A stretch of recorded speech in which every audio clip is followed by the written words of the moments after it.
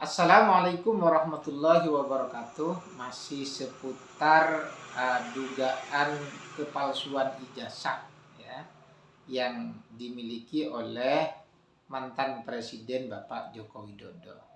Tetapi kali ini saya ingin mengomentari dari aspek pembuktiannya ya.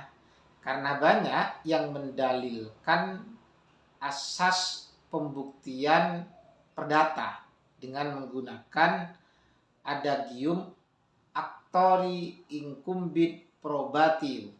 Siapa yang menggugat atau siapa yang menuduh, dialah yang wajib membuktikan.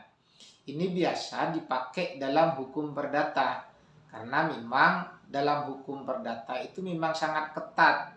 Karakteristik pembuktiannya menggunakan positive weightage bewitch theory. Ya, dia harus sesuai dengan apa yang diatur dalam hukum positif, dalam peraturan perundang-undangan. Keyakinan hakim tidak terlalu berfungsi untuk menentukan atau untuk memutus sebuah perkara. Hakim terikat dengan peraturan perundang-undangan dan terikat dengan berbagai bukti-bukti yang digelar dalam persidangan. Itu kalau dalam hukum perdata. Tetapi apakah kasus ini memang perdata? Lah, tunggu dulu, bisa jadi bukan sebetulnya. Karena kalau kita analisis, sengketa ini bukan sengketa kepemilikan, bukan sengketa hak.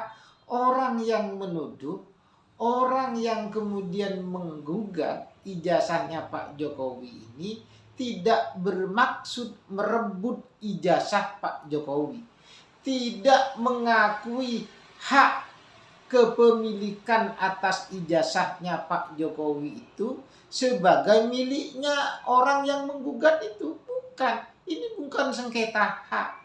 Oleh karena itu wajar kalau kemudian pengadilan itu meng-NU-kan ya. Saya lupa kepanjangannya itu, NU itu apa ya. Tetapi tidak diterima. Need on farm fair class, kalau nggak keliru seperti itulah ya. Need on farm fair class. Angel apa artikulasi saya untuk sesuai ya. Ini versi Madura sebetulnya.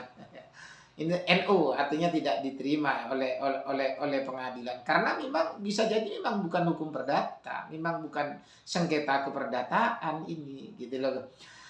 Apa yang dipersoalkan sebetulnya? Yang dipersoalkan itu adalah keaslian dari ijazah itu, bukan perebutan hak. Apakah betul asli sih? Karena kalau itu palsu, orang mengaitkannya dengan jabatan dia sebagai presiden. Karena ijazah itu digunakan untuk persyaratan waktu mencalon presiden. Meskipun dalam podcast sebelumnya saya mengatakan selama ijazah SMA-nya itu asli, maka tidak ada hubungannya dengan keabsahan. Karena undang-undang hanya mensyaratkan ijazah SMA. S1 tidak menjadi syarat sebetulnya. SMA yang kemudian menjadi syarat dari calon presiden ya. Itu saya kira kalau kemudian dari ini. Jadi bisa jadi ini ada karakteristik hukum publiknya. Kalau kemudian dikaitkan dengan jabatan Bapak Jokowi sebagai presiden ya. Kalau kepada aspek hukum publik, maka ada asas pembuktian lagi. Tapi ini dipakai dalam hukum administrasi ya, yaitu Friedbewitz, yaitu asas pembuktian bebas. Asas pembuktian bebas itu pembuktiannya itu tidak diserahkan kepada pihak, tetapi dipercayakan kepada hakim untuk lebih aktif ya mencari bukti itu, baik itu dari para pihak atau instansi lain yang sekiranya menguasai bukti itu. Makanya hakim dalam peradilan tata usaha negara itu memiliki prinsip dominus litis, dominasi perkara ada pada majelis hakim. Kira-kira seperti itu kalau di dalam hukum administrasi. Tetapi apakah kemudian akan digugat ke pengadilan tata usaha negara? Ini juga repot juga karena tidak berkaitan dengan tindakan presiden sebetulnya. Tetapi ijazah ini hanya dipakai sebagai syarat waktu pencalonan. Berarti ada kaitannya dengan KPU. Kalau kemudian ada kaitannya dengan KPU, apakah kemudian KPU wajib mengeluarkan? Tunggu dulu, belum tentu KPU wajib meskipun sudah ada Undang-Undang Keterbukaan Informasi Publik. Kenapa? Bisa jadi kata Komisi Informasi Publik ini adalah data keperdataan, data pribadi yang tidak bisa dipublis, ya. Tidak ada kewajiban bagi KPU untuk mempublis karena pencalonan sudah selesai. Ya, kalau kemudian tahapan pemilu, tahapan pencalonan itu sudah masih berlangsung. Mungkin publik berhak untuk tahu terkait dengan syarat-syarat calon wakil presiden. Tapi ini kan sudah selesai. Bisa jadi ini bukan data publik sekarang sudah, ya. Jadi ribet memang, mau digugat kemana atau bagaimana, ini repot secara hukum. Maka menurut saya pihak-pihak yang memiliki pembuktian atas ijazah Bapak Jokowi ini memang ada 3. Pertama adalah Bapak Jokowi sendiri. Ijazah Bapak Jokowi ini memang ada 3. Pertama adalah Bapak Jokowi sendiri sebagai pemilik dari ijazah.